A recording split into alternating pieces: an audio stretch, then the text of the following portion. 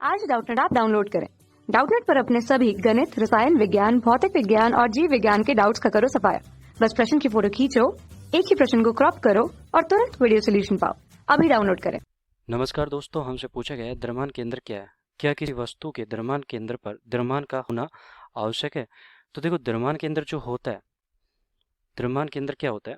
द्रव्यमान केंद्र, तो जो द्रव्यमान केंद्र होता है वह बिंदु होता है, मतलब कि द्रव्यमान का, जिस पर स्थानांतरण गति को प्रभावी रूप से अध्ययन करने के लिए उसको सारे द्रव्यमान को केंद्रित मान सकते। अब देखो, उदाहरण के लिए देखो, यहाँ पर हमने क्या है कि परिभाषा लिख ली है।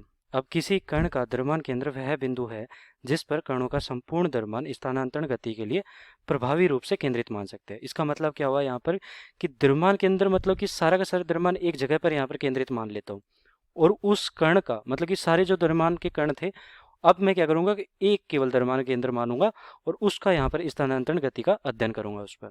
जैसे कि यहाँ पर क्या है, उदाहरण के लिए हमने ये एक चित्र बनाया, तो इसमें क्या है कि हमारे पास अलग अलग द्रव्यमान थे। m1 था, m2 था, m3 था। तो इस प्रकार यहाँ पर हमारे पास अलग अलग द्रव्यमान थे। ठीक है, अब मैंने एक द्रव्यमान केंद्र ऐसा मान लिया, मतलब एक बिंदु ऐसा मान लिया जहाँ पर मैं सारे द्रव्यमान को उठाकर ले आया, इस प्रकार कि सारा का सारा द्रव्यमान मेरा यहाँ पर आ गया। तो पहले क्या था कि मैं अलग अलग अध्ययन करना पड़ रहा था मुझे। इस कण का भी अलग से अध्ययन करना पड़ रहा था स्थानांतरण गति के लिए, इसका भी अलग से अध्ययन करना पड़ रहा था। अब मैं क्या करूँगा, केवल और केवल एक बिंदु मेरा है ये वाला, इसका मेरा मतलब स्थानांतरण गति होगी, केवल केवल इसके पास होगी। ठीक है, सारा यहाँ पर जो अध्ययन करूँगा मैं इस बिंदु के सापेक्ष करूँगा, एक कण मानकर छोटा सा स्थानांतरण गति। तो पहले जो मेरा पिंड था अब वो एक छोटा सा कण हो गया। ठीक है, तो स्थानांतरण गति के लिए यहाँ पर प्रभावी रूप से इसका अध्ययन कर सकते हैं द्रव्यमान केंद्र के सापेक्ष।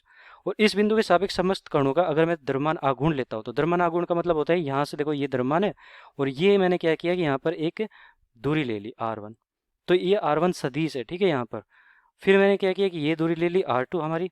तो ऐसे ही हमारे यहाँ पर क्या हुआ कि r4 हो गया, r2 हो गया, ये r3 हो गया, ये r1 हो गया। तो सब का यहाँ पर m1 r1 यहाँ पर ऐसे करूँगा, मैं आघूर्ण लूँगा m1 r1 प्लस का m2 r2 प्लस का m3 r3। तो ये जो r सदिश है हमारा, ये एक सदिश राशि है, इन सब का योग हमारा क्या हो जाएगा, यहाँ पर शून्य आ जाएगा। इसको ऐसे भी लिख सकते हैं, सिग्मा m1 mi/ri।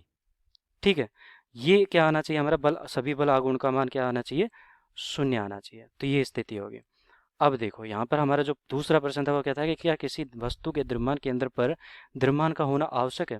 तो देखो, मान लिया कि उदाहरण के लिए हमारे पास क्या है कि एक वलय है, इस प्रकार की वलय है, ये उदाहरण है हमारे पास। ठीक है, तो देखो अगर मैं इसके द्रव्यमान केंद्र की बात करता हूँ तो इसका द्रव्यमान केंद्र कहाँ पे है, ये वाला इसका केंद्र है। ठीक है, केंद्र क्या है इसका, द्रव्यमान केंद्र, द्रव्यमान केंद्र हो गया।